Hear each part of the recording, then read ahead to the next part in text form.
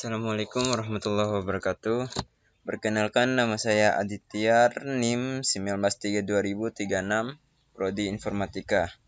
Di sini saya akan meresum digital marketing mengenai upload artikel berkualitas untuk mendongkrak marketing. Nanti langsung saja kita masuk ke resumenya. Di kalangan para online marketer terdapat sebuah ungkapan, yakni content is king, atau bisa diartikan sebagai konten adalah raja. Yang dimaksud dalam hal ini adalah konten merupakan segala-galanya atau merupakan komponen yang sangat penting, karena di dalam konten terdapat isi atau sebuah informasi yang ingin kita sampaikan. Nah, mengapa konten marketer penting untuk bisnis? Nah, yang pertama, untuk investasi jangka panjang. Karena untuk konten sendiri bisa bertahan dalam waktu yang lebih lama jika dibandingkan dengan AdSense yang hanya bertahan dalam kurun waktu tertentu saja. Konten sendiri bisa bertahan dengan lama dengan cara kita bisa mengupdate isi dari konten yang ingin kita buat.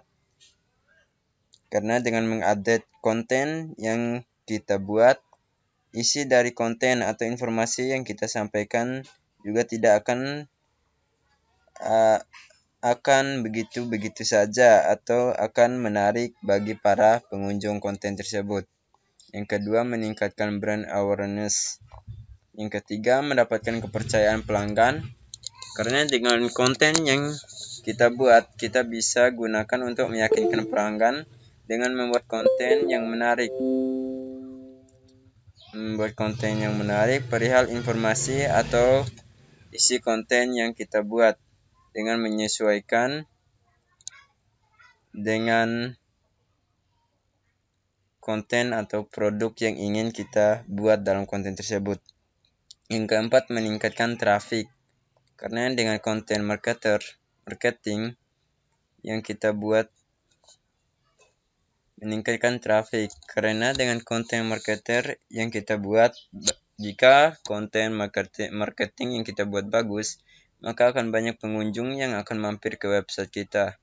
Hal ini bisa digunakan untuk membantu kita dalam mengembangkan bisnis juga, yakni dengan memanfaatkan website dari konten yang telah kita buat tadi. Yang kelima, memperbaiki kualitas SEO, yakni membuat sebuah konten yang bagus sehingga bisa ditampilkan pada peringkat pertama di mesin pencari Google. Nah, pada tahun-tahun sebelumnya, karena lebih banyak menggunakan SEO, yakni pada tahun-tahun sebelumnya atau tahun-tahun yang dulu, para blogger hanya memperhatikan keyword tanpa melihat isi konten atau kualitasnya, yang pada dasarnya mereka hanya mengejar AdSense saja. Sedangkan pada zaman sekarang, konten berkualitas atau konten SEO friendly. Seiring dengan perkembangan zaman, untuk saat ini Google mampu membaca kegiatan pada konten dan bisa menentukan konten itu berkualitas atau tidak dengan melihat kegiatan yang dilakukan pengunjung terhadap konten tersebut, mulai dari lamanya pengunjung mampir di konten tersebut, seringnya konten tersebut dibagikan, ataupun hal-hal lain yang dilakukan pengunjung terhadap konten tersebut. Hal inilah yang bisa membuat sebuah konten berada di peringkat 1 pada mesin pencari Google. Nah, cara membuat konten yang bagus. Nah, yang pertama, hal yang perlu kita lakukan untuk membuat sebuah konten yang bagus, yakni mempelajari karakter calon pembaca dengan menyesuaikan isi konten dengan target atau pembaca yang ditujukan. Konten yang ingin kita buat dengan bahasa yang sesuai. Jikalau contohnya, konten yang kita buat ditujukan untuk kaum muda, jadi hendaklah kita menggunakan kata-kata yang sedikit modern atau memasukkan unsur-unsur gaul atau kata-kata gaul yang sesuai dengan target ataupun pengunjung dari konten yang kita buat. Begitupun konten bagi orang tua, dan lain-lain. Yang kedua, pancing pembaca dengan judul yang menarik. Karena pada umumnya, hal pertama yang dilihat oleh pengunjung adalah judul. Semakin menarik judul, maka semakin mendorong pembaca untuk mampir di konten kita. Yang ketiga, artikel yang kita buat tidak akan dibaca secara keseluruhan atau kata per kata, karena pada umumnya pengunjung konten hanya membaca sebagian isi konten saja, yakni hanya melihat bagian yang menarik menurut mereka.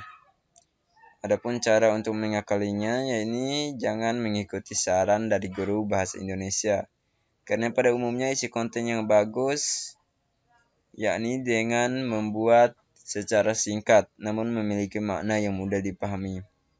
Yang kemudian pembahasan yang terakhir, yakni trik mengait pasar dengan tools menggunakan penulisan artikel.